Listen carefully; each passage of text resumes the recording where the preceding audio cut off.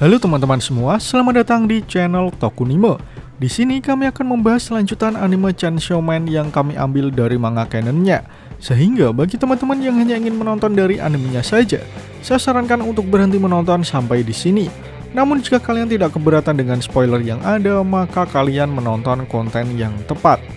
Pada episode sebelumnya, kita diperlihatkan santet online yang dimiliki Makima. Dengan kemampuannya tersebut, Makima berhasil meledakkan tubuh para penjahat dari jarak jauh. Alhasil, Denji berhasil selamat sebelum dibawa pergi organisasi penjahat. Namun banyak pula pemburu iblis yang gugur dalam penyerangan mendadak tersebut. Bagaimana kelanjutan ceritanya? Mari langsung saja kita bahas alur cerita Chainsaw Man episode kali ini.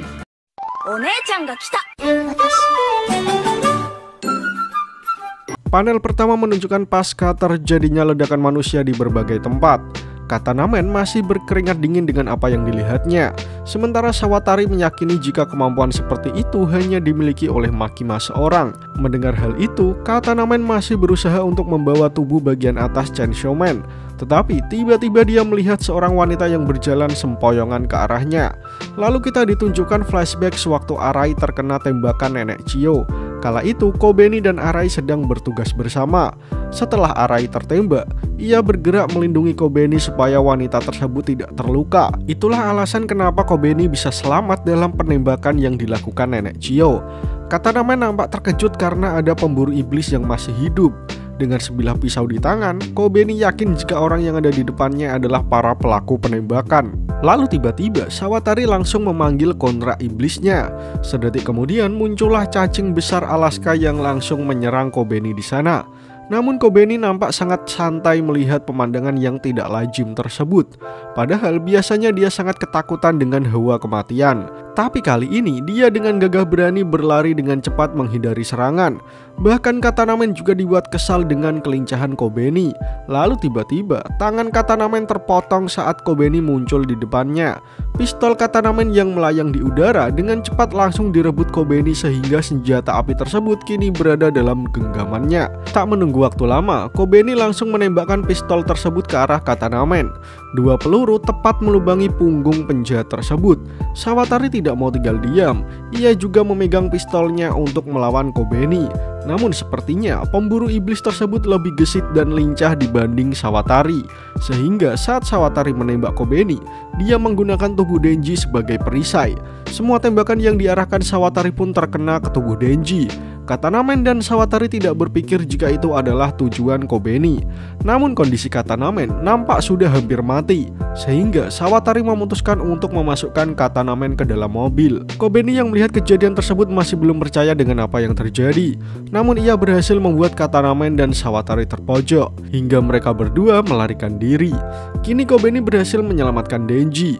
Ia menyadari jika ini adalah hutang yang memang harus ia bayar, karena dulu ia pernah mencoba untuk membunuh Denji. Namun sepertinya kondisi psikologi Kobeni menjadi tidak waras. Ia tertawa sendiri saat mengingat kalimat yang ia ucapkan.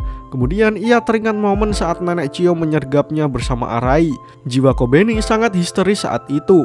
Arai mati dengan tubuh yang penuh luka tembak, dan alasan kenapa Arai mati adalah karena ia ingin melindungi Kobeni. Mengingat hal itu membuat Kobeni menyalahkan dirinya sendiri. Aku sudah tidak tahan lagi. Melakukan pekerjaan ini membuatku gila. Saat aku melihat Himeno, harusnya aku memberitahunya kalau aku akan berhenti. Kemudian kita ditunjukkan komplotan Makima, Kurose dan juga Tendo yang sudah sampai di Tokyo. Di sana Makima langsung bertemu dengan Madoka. Ia bersyukur lelaki itu masih hidup. Namun Madoka menyampaikan jika hampir semua anggota manusia di divisi 1-4 hampir semuanya tewas. Mendengar hal itu, Makima menyimpulkan jika ini mungkin ada hubungannya dengan Iblis Gun, karena serangan dengan pistol hanya ditujukan kepada divisi spesial. Kemudian Madoka menyampaikan pesan dari atasannya.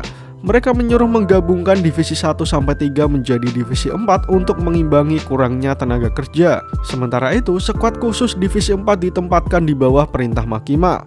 Lalu Makima hanya tersenyum mendengar cerita Madoka.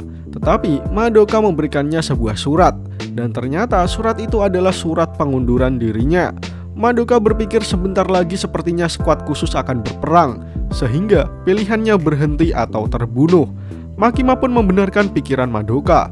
Lalu Madoka pun pergi meninggalkan Makima. Kemudian Madoka bertanya, "Untuk yang terakhir kalinya, bisakah kau memberitahuku berapa banyak situasi yang kau antisipasi?" Namun Makima dengan santai menjawab jika ia tidak bisa membagikan rahasia biro kepada rakyat sipil. Lalu ia berterima kasih kepada Madoka kemudian pergi meninggalkan Madoka yang berjalan di antara orang-orang dengan baju yang penuh bercak darah. Mendengar diskusi yang dilakukan Madoka dan juga Makima membuat Kurose dan Tendo menjadi khawatir, sehingga Kurose memberanikan diri berkata pada Makima, "Makima, kau tahu kami tidak bergabung dalam skuad khusus bukan? Kami datang hanya untuk mengawalmu, jadi kami harus kembali dalam seminggu." Mendengar hal itu, Makima lalu menyayangkan sikap keduanya karena ada banyak sekali restoran yang enak di Tokyo. Sebelum kalian lanjut nonton, bantu kami untuk menekan tombol subscribe dan nyalakan loncengnya supaya kalian tidak ketinggalan informasi menarik dari channel Tokunime. Di sebuah ruangan, diperlihatkan berita TV yang sedang membahas perlawanan anggota pemburu iblis. Sementara itu, Aki baru saja terbangun dari kondisi kritisnya. Sementara Denji dan juga Power masih rusuh seperti biasa. Mereka berdua rebutan apel seperti seorang gembel yang kelaparan. Padahal mereka sedang berada di rumah sakit. Kemudian Aki bertanya siapa saja anggota divisi 4 yang masih hidup. Lalu Denji menjawab jika yang hidup hanya Kobeni dan juga Madoka. Namun dia keluar dari biro. Setelah itu Denji keluar dari ruangan karena Makima memanggilnya dan juga Power. Melihat Aki yang nampak murung, Denji meninggalkan satu buah apel kepada Aki. Namun Aki nampak tidak bersemangat terhadap hal itu. Lalu ia mengambil pedangnya dan bertanya kepada iblis kutukan, waktunya tinggal berapa tahun lagi. Kemudian iblis tersebut menjawab jika itu tinggal 2 tahun lagi. Sontak Aki terkejut dengan fakta itu. Namun ia mencoba tetap tenang dengan mengambil udut samsunya. Perlahan tapi pasti Aki menghidupkan korek yang membakar rokoknya. Namun di sana Aki tiba-tiba teringat oleh Himeno dengan senyum manisnya. Saat mengingat hal tersebut, Aki menjadi sedih. Bahkan rokoknya pun terjatuh dari bibirnya. Perlahan tapi pasti tetesan air mata Aki mengalir melewati sela-sela pipinya. Aki menangis sejadi-jadinya pada saat itu. Teman-temannya mati dalam pertarungan sebagai seorang pemburu iblis. Denji yang kembali menjadi tidak tega untuk masuk ruangan. Awalnya ia ingin kembali untuk mengambil sesuatu yang ketinggalan, tapi mendengar suara tangisan Aki membuat Denji tidak tega. Karena memang kejadiannya benar-benar menyedihkan. Bahkan Himeno juga mati dalam pertarungan kemarin. Mengingat hal itu, Denji menjadi berpikir kembali. Saat berpikir tentang Himeno, Denji malah bertanya-tanya kenapa dia tidak ada perasaan sedih untuk menangis. Padahal saat Pochita mati, Denji sangat bersedih bukan main. Tapi saat Himeno mati, dia malah biasa saja. Padahal Himeno adalah orang pertama yang mau menjadi temannya. Denji mulai berpikir dia berubah menjadi orang yang mengerikan. Lalu ia bertanya-tanya, apakah jika Power mati, dia akan menangis? Tetapi sepertinya untuk saat ini Denji tidak akan menangis untuk dia. Begitu juga jika yang mati adalah Aki. Lalu bagaimana jika Makimalah yang mati? Denji pun berpikir jika Makima mati, mungkin dia akan depresi sebentar. Tetapi setelah 3 hari, ia yakin akan memulai hari seperti biasanya. Denji berpendapat jika mempunyai rumah dan bisa mandi saja sudah menjadi hal yang luar biasa baginya. Lalu Denji mulai bertanya-tanya, apakah ia kehilangan kemanusiaannya saat ia kehilangan jantungnya? Tapi sedetik kemudian, Denji berpikir tidak perlu memikirkan hal tersebut dengan serius. Ia mengageti Power lalu mengajak iblis darah tersebut untuk segera menemui Makima. Sementara di sisi lain, Aki mendapati tamu di ruangannya. Dia adalah Kurose dan juga Tendo yang langsung masuk begitu saja di kamar Aki. Kurose dan Tendo menjadi canggung karena melihat Aki menangis di sana. Aki pun bertanya siapa mereka berdua. Lalu Tendo mengenalkan diri jika ia diberi tugas Makima untuk menginstruksi divisi 4. Di sisi lain, Denji bertemu dengan Makima di sebuah pemakaman. Dengan insiden hotel dan penyerangan terakhir, jelas bahwa serangan musuh menargetkan dirimu, Denji. Itulah mengapa aku berpikir untuk memperkuat divisi 4, tapi hampir semuanya sudah mati. Lalu Denji pun bertanya apakah itu artinya Makima akan melatihnya bersama Power. Namun Makima menjawab jika dia sekarang sangatlah sibuk, sehingga ia akan mengenalkan Denji kepada orang yang akan melatihnya dengan Power. Lalu kita ditunjukkan seorang pria yang tinggi besar di sana. Pria itu juga yang menjadi mentor Himeno dulu. Namun sebelum Makima mengenalkan namanya, pria tersebut bertanya pada Denji dan juga Power, Apa yang kau pikirkan saat teman-temanmu mati? Denji menjawab tidak ada. Sementara Power menjawab ya mereka mati. Sudah itu saja. Lalu pria itu bertanya lagi, apa kau ingin balas dendam pada musuhmu? Denji menjawab tidak, karena balas dendam adalah hal yang suram. Power juga demikian. Lalu pertanyaan ketiga, kau pikir kau itu sekutu manusia atau iblis?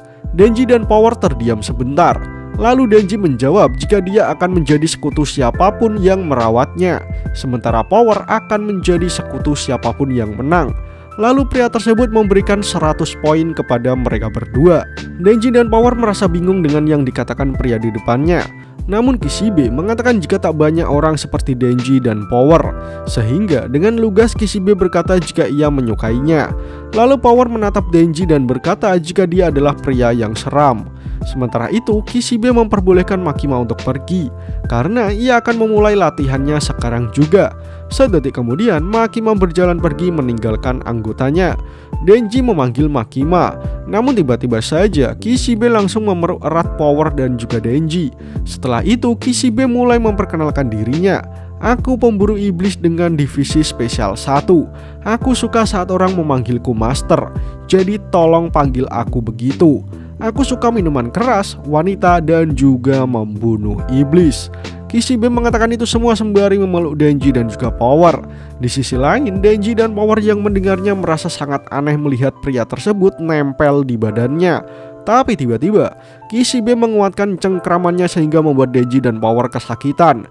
Kini awal latihan keras dan intens mematikan akan segera dimulai. Namun sialnya, chapter pun berakhir. Nah, bagaimana menurut kalian teman-teman? Semoga episode ini dapat menghibur kalian semua ya. Akhir kata, terima kasih sudah menonton video ini hingga akhir. Sampai jumpa di episode selanjutnya.